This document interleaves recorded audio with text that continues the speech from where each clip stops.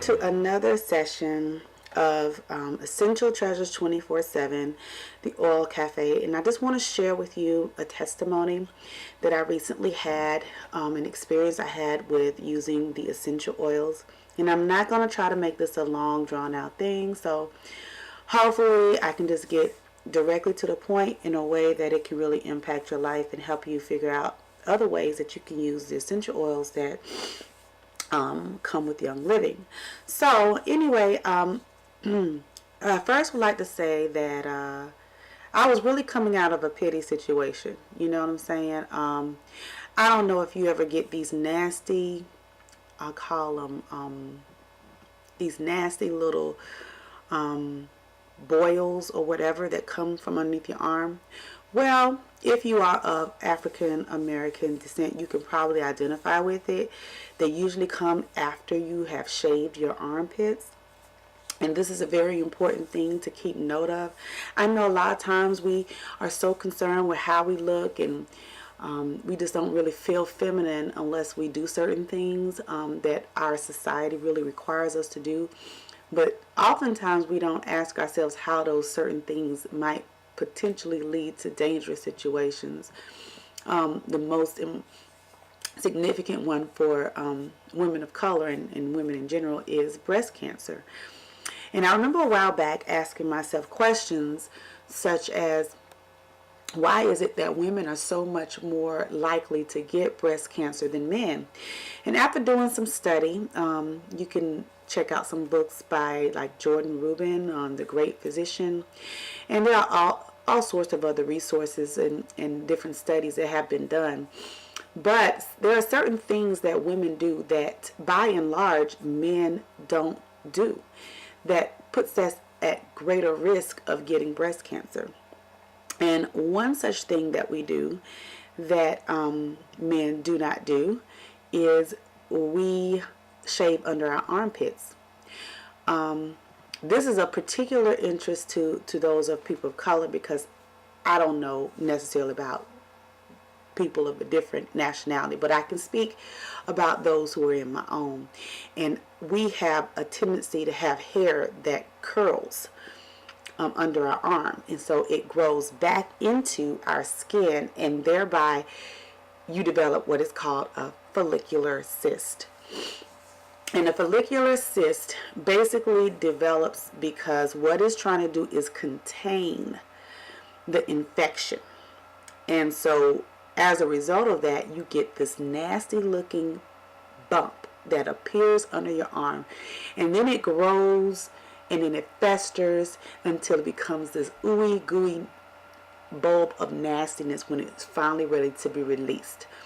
Usually what expedites that release is if you use a warm compress to put on it. That usually will make it come to a head, and then it will make it burst so that you can get the stuff out. Ideally, you want it to kind of burst on its own as opposed to you doing something to accelerate it. The warm compress is just useful because sometimes it can be so big and uncomfortable that it can cause soreness and pain in your body. And so as a result of that, then I would encourage you to do something to expedite the process, and that's when the warm compress is essential. But before the warm compress is going to be needed, if you see that it's not even it's just a little bump and it's not even forming any whiteness underneath the skin, then you could, in order to, if there's soreness there, you could actually apply something like peppermint oil or the tea tree oil, either one of those, but not neat. I would recommend using it with something like an aloe vera oil based, which is what you see here in my presentation. However, the bottom line is we get these nasty bumps, and part of the reason why we get them is because we shave underneath our arms. The second reason why you could develop one of these nasty follicular cysts is because you may wear very tight-fitting bras. And here is the dilemma with wearing bras, period. There are studies that actually have been done on things like bras, and Great Physician actually his touches on that, on how he correlates, Jordan Rubin correlates how cigarettes is to lung cancer is what bras are to breast cancer. So the same statistics that are connected to people getting lung cancer based on their smoking habits can be attested to women getting breast cancer based on their bra habits. So with that stated, I know we live in a society where you got so many people who are perverted, so you kind of have to wear a bra or something. But, I know as we get older, we're more concerned about what gravity is doing to our body than we are anything else, and it makes us more self-conscious. But I would encourage you, make sure you're not sleeping with that bra on. When you come home, get as comfortable as you can. 8 hours in that constraint is plenty. You don't want to go beyond that.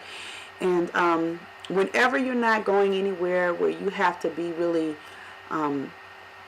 professional or whatever, as much as you can, try to get bras that are that don't have the wiring underneath it and that are not going to be so constrictive, that are more comfortable. Something like a sports bra, more readily than the other bras, just simply because those bras, even though we have our need to look desirable and all those other sorts of things, we don't want to do it at the cost of or the expense of our life. So I highly encourage you to do your own research and study into that, but really, consider making some changes in how you may use bras and so forth, which is another thing that we do that men do not do. And so part of the science behind it, which helped me to be more accepting of the fact that this is something to be concerned with, is the fact that those bras are so restrictive, and because you're not getting any blood flow. It's actually cutting off blood flow to that area. And so you already got enough things working on the fact that it's a breeding ground for infection, simply because it's one of the areas that tend to remain warm in your body, and then moisture tends to gravitate towards your pit. So as a result of that, it actually makes it easier for you to be exposed to diseases. Now, my biggest thing with the cyst, I do not shave under my arm, because I noticed that when I shaved, I was guaranteed to get one. And again, because your hair grows back and it's going to curl back in. So I don't do that. But occasionally I still get skin irritation, and usually it's a result of environmental toxins. If I have been around really strong chemicals, which is another breeding ground for getting disease, then I already have openings in my arm that are not, that don't close up, which makes me even more vulnerable to getting disease from things that, of course, you breathe it in, then it goes through the body, and the fact that you already have an opening there, any exposure to that toxin just makes it that much easier for it to gravitate towards you. So as a result of these things, for me, it's already clear that I just can't do certain things as it relates to my armpit, and I have to be careful about certain things that I allow in my environment, which is one of the reasons why I go green and why I use Young Living, their cleaning products, because they're essential oil based, not chemical toxic based. I use their shampoos, stuff that I got to put on my body. I make my own lotions, things that I got to put on my body. I use the Young Living oils because I found that it reduced my chances of getting these growths underneath my arm. So just to encourage you, I recently had a situation where I had a different kind of thing. I was having itching under my arm. I was having little sores, but they weren't the same as they normally are. They weren't like bumps, but it was just like a rash that was growing, and it went from one armpit to the another armpit. It would be like as soon as I got one armpit cleared, the other armpit started getting agitated. And I'm sure a big part of it is, if you're going through stress anyway, your body, if you already have weak points in your body, that's where it's going to show up. And my armpits are just one of my weak points. So my immune system took a pretty big hit from just the combination of emotional things, being exposed to someone who already had sickness, and just other things going on. It just compounded, and it caused me to, I think, just develop this underarm discomfort. So I had a little pity situation that I had to deal with. So what I chose to use, and this is where listening is important. Listening to the Spirit of God, because when it comes to essential oils, you know, there's lots of information out there. There's lots of things that you can acquire in terms of knowledge, and I encourage you to do that in terms of things that people have used and things that work for them. But I tell you, there are sometimes things are going to happen in your life where you're not going to have time to pull up your Young Living guide, or you're not going to have time to go online and do the research to figure out how to suppress the issue. And so one of the things that is essentially important to me is listening to the Holy Spirit direct me concerning my own care. And one of the things that he directed me to do in this particular situation is to use the aloe vera oil. It's not an essential oil, but it's a fatty oil. And it's organic in nature. It's not Young Living, because Young Living doesn't create aloe vera oil. But I always make sure I look for pure organic fatty oils, and to see how they distill it, things of that nature. And this particular one I found, and I've used them before, and it was, you know, a godsend to me. So I just purchased it again. Didn't do a whole lot of research like I did on Young Living on them, but I've found results. Again, like I said, there's a lot of things you're gonna have to be sensitive to the Spirit of God concerning how you should move in certain areas, and he does speak.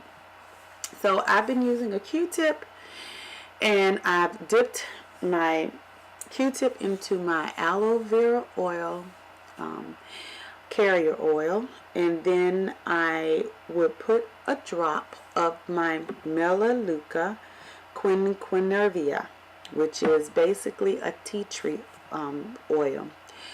Quinquenervia just tells you what country that the oil come from, because there's different types of tea tree oil, and the clinical name is going to be based on primarily, once you get past the plant, is the origin of the plant.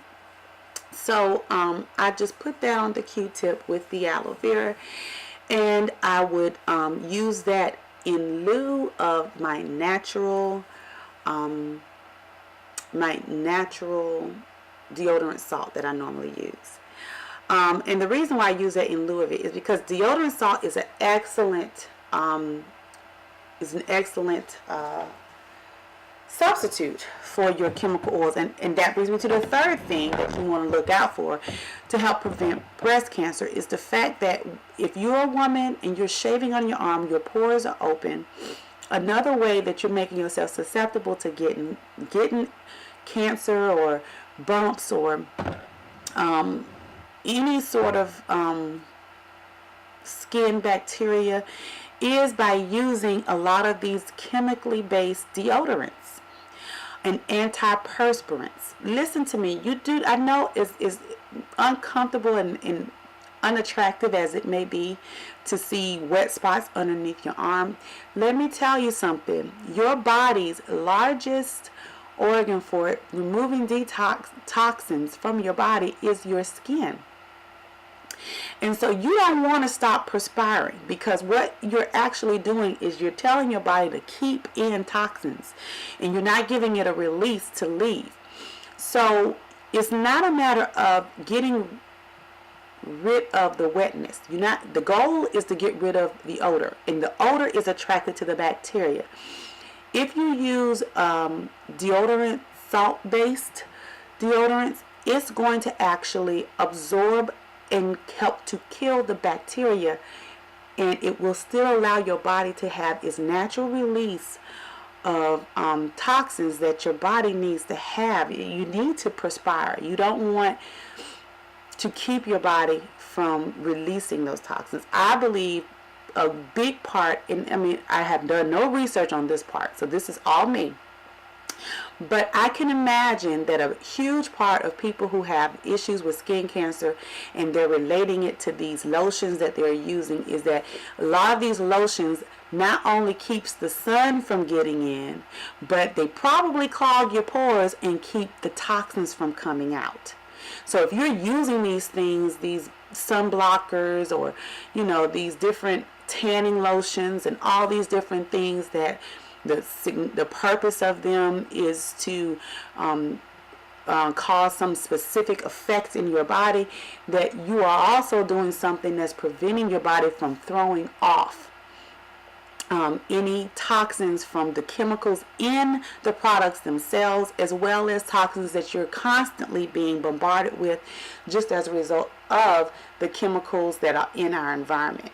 So, anything you can do to help your body oxidate, to be able to breathe, you want to make sure that you are aiding in that process. So again, like I said, listening to the Spirit of God is important. I stopped using the deodorant salts while I was doing this and just using the Melaleuca as well as the aloe vera as my deodorant base, because salts also have another component to it that I believe irritates skin that's already, irritated, and that is it's a salt. And salts tend to dry your skin out. And at the time, I didn't need anything else drying my skin out. I'm trying to add moisture back into the cells. And the aloe vera is going to not only repair the damaged skin cells, but it's also a moisturizer. So it's going to help to put back beneficial moisturizer. And once my skin repairs itself and gets back to normal, then I will resume my deodorant salts. So listening, obeying, that's the other key. If all I did was listen to the Spirit of God tell me you need to use the tea tree oil and you need to get an aloe vera base, then I wouldn't have done myself any good. I have to obey the instruction that He gave, and so I quickly started doing that, and I started getting results. Within a couple of days, I no longer, in fact, I was going to take a picture so that I can show you how it looked, but it was gone. Just after a couple of days of using it, no longer have any of that soreness, redness, the rash is gone. So I'm still continuing to use it simply because the Spirit of God hadn't told me to stop doing that. So until I feel like there's a complete comfort, there's a complete renewal, which He will let me know when it's time to resume my normal activity, then that's what I will do.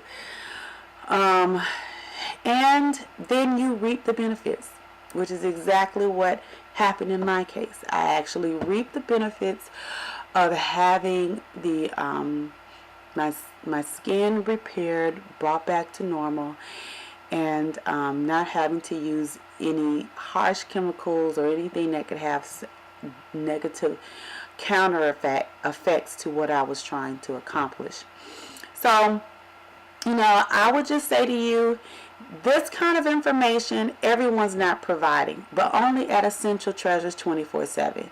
So if you are looking for a product that has the backing of years of documentation and years of testimonies of working, and you are interested in making the changes in your life essential so that you can have a healthy life and you can have a healthy legacy for your children to come and your children that are here, then I highly encourage you to continue looking into and pursuing Young Living as an option for replacing your chemical and toxic materials, the stuff you put on your body, as well as the stuff that you're putting in your home. Now, I will be doing some more updates, different things like different oils you can use that are excellent to use as a replacement for deodorants and antiperspirants that are effective and that are going to help provide benefits to your physical well-being. So if you would like more information, I highly recommend that you join my collection called the Oil Cafe. If you are looking for a business opportunity that you can feel good about, then I also suggest that you check out Essential Treasures 24/7. We have an entrepreneurship program that is tailor-made to fit whatever it is that you're looking for in terms of being a wellness and a health care provider in any kind of way. If you want to be one who helps other people to clean up their homes, to clean up their environment, to add to the quality of their life, because we're all aging.